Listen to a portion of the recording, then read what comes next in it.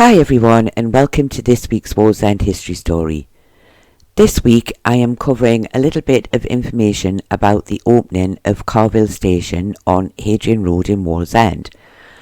Although it did not seem to have an official opening, i.e. someone opening the door for the first time with one of those good old golden keys, it did have quite a lot of information in the papers about it at the time.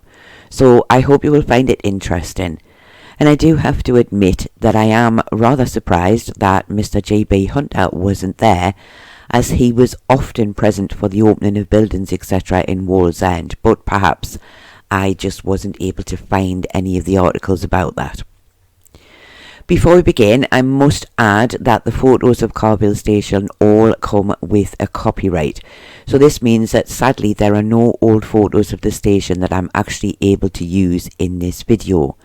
However, I am able to use photos of the location where it once stood, the signal box, and also the area where the crossing gates used to be and the cottages, which I've just recently taken. It is always a shame when there are no old photos to use, but obviously the cost to pay for being able to use a copyrighted photo is just a little bit more than I would like to pay, especially when I tend to use quite a few photos per video. In August of 1891, the new railway station at Wallsend was opened. This, of course, as already stated, was Carville Station, on what we now know as the Riverside Line. The main entrance to the station was from Hadrian Road.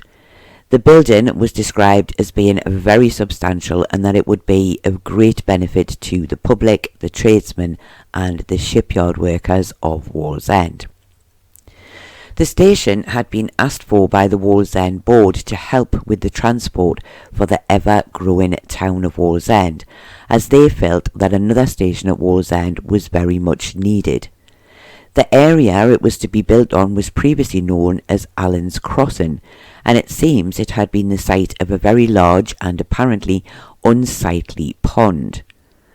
Although the cost was not mentioned, it was explained that it had been rather expensive to drain and fill in this pond to make the land level before the work could begin. And the building work of the actual station was to be carried out by J&W Lowry of Newcastle, and the architect had been Mr. Bell of Newcastle. Work had begun at least a year before it was completed in 1891. There would be 10 trains down from Newcastle per day and 12 going up, which it seemed was a very good service. However, there was no indication of how frequently the trains would run, or if there would be more running during the hours of the closing time of the shipyards, or for the workers to get to work in the mornings. And if there weren't extra trains on then we have to imagine that the trains arriving at those times would have been very crowded. The only times of trains that were mentioned was that there would be a train arriving at Carville 3 minutes after it had left Walker and 3 minutes after leaving Willington Quay. And it is worth noting that they said this would not be the same on Sundays. The station entrance was described as an arch portico with dressed freestone, and the rest of the building was described as red brickstone with freestone dressings. To listen to the description, it makes it sound rather impressive, but in reality it was quite a basic building. A single-storey building with several chimney pots, which although not mentioned in the opening details, did suggest it had fireplaces inside, but as someone who never used the station, I don't know that for certain. The whole area was covered in, making it easy to move from the booking office directly to the waiting rooms without ever needing to step outside, and this was said to be a great advantage in times of bad weather. Bad weather seems to be something that was thought of a lot with the building of this station, but I guess if you had quite a wait for a train, then it would be a lot nicer to be warm and dry inside than wet and frozen standing outside, like most of the modern day metro stations. The platforms were described as being over 500 feet long and 28 feet wide, and the waiting rooms, booking office and toilets were all said to be fitted out in the latest style with white glazed bricks, which would apparently give a very clean and comfortable appearance. and I have to admit it doesn't sound that good to me. It made me think that the whole thing would end up looking like one giant toilet with all those white bricks. To get from the south side to the north side and vice versa, passengers would be able to use the subway, which was lighted by Hyatt's lights, and I believe that these lights were also used in the pedestrian tunnel, and they were said to be quite bright. The staircases to and from the subway were said to be covered in, which it was hoped would protect them from becoming wet and slippery during times of bad weather, which again seems to have been very important to the design. The waiting rooms were different on each side of the station. Those on the north side were said to be 24 feet long and 15 feet wide.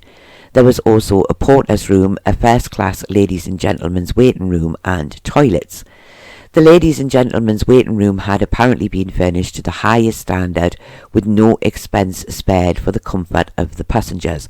However, they don't exactly go into detail as to say what is actually inside them. On the south side, the two waiting rooms were both 30 feet long, and the width of them was not mentioned. And it seems that the toilets were only on the north side of the station, as none were mentioned for the south side, of course, unless anyone listening knows better. The signalman's cabin is, apart from some of the wall, the only thing that is partially still remaining of the station today. And obviously the signal box on the top is no longer there. This was said to be used not just for the trains, but also to control the gated crossing. And next to the signal cabin was the station master's house, 2 signalmen's houses and 2 porters' houses. Also, a little further along the road, another 10 cottages had been built for the plate layers. These, it was said, had been built so that the workers could be on hand should there be an accident on the line and immediate repair work needed. And oddly, one of the news articles discussed these houses, stating that they had beautifully clean windows and nets and pot plants at the windows, so they believed they had a very good class of people living in them. It's strange that how even then people could be judged by how their houses looked from the outside. If you look at Hadrian Road now, close to the area where the station used to be, you will see a row of houses known as Carville Station Cottages. These are numbered 1 to 5, so we can assume that these were the station master's house, which is slightly different to the other houses, and the homes of the signalmen and the porters. There is no trace today of the 10 cottages used for the plate layers. As you can see from the photos on screen at the moment, these houses, for the time, were quite large, so those who worked on the railways did end up with quite nice comfortable houses, a lot bigger than the homes that were often built for the shipyard workers. However, I suspect it would have been quite noisy to live there with the trains passing all day, but of course, just like any other regular noise, you do eventually get used to it and don't notice it anymore. Anyway, on to the description of the new station. Clocks had been provided by Mr. Potts, which no doubt would have been very important for those wishing to catch the trains, as back then owning your own watch was not as common as it is today, and most people who did have them would either not wear one or not have one at all, so they certainly wouldn't wear one if they were going to work. I have to admit to rather liking old station clocks, and I hope that mine, which you can see on screen at the moment, was kind of similar to what might have been at Carville all those years ago, because when I did buy it, it was described as a station clock, but it's probably nothing like them. A large goods yard had also been built around 150 yards away from the main station. This was equipped with a 10-ton crane for lifting heavy machinery, and also a smaller crane able to lift 2 tons. They had also built a stabling area, as the plan was for the cartage to be done by the company themselves rather than using outside workers, and I believe that the stable was large enough for 2 horses. Mr. George Bell was to be the station master, and he would be in charge of the goods and passenger service. He was described as being the son of the late station master of Whitley. Now, it only said Whitley, but I do assume that this was Whitley Bay, but of course I could be completely wrong there. Mr. Bell would remain the station master at Wallsend until his retirement sometime in 1925, when he would have been in the railway service then for 53 years. and it was said that until an illness, which seems to have led to his retirement, he had not had a single day's sick leave during his long career. So he was either a very healthy man or someone who went to work even when he was not too well, as I am sure that someone who spent a lot of time outside in all weathers would have suffered from some periods of illness over those 53 years. I have little to no memory of Carville Station. I spent most of my time on trains that left from Wallsend Station, but of course I did know it was there, and I wish that I had taken some photos of it. But I am sure that some of you listening will have travelled on the trains that left from Carville, so you will know the station quite well. And if you do have any memories of the station, do please share them with me in the comments below.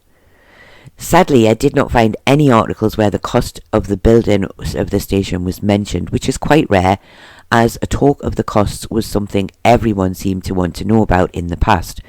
But if anyone listening has any further information and maybe knows the cost to build, do please let me know in the comments below.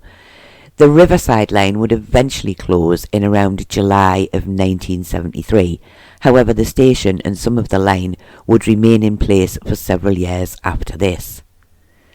I do hope that you have found this short little video interesting and that you have also enjoyed it. As said at the beginning, I am sorry that I was not able to share any actual photos of the station itself, but I hope that that did not spoil your enjoyment. And I do thank you all very much for watching, and I do hope to see you all again very soon.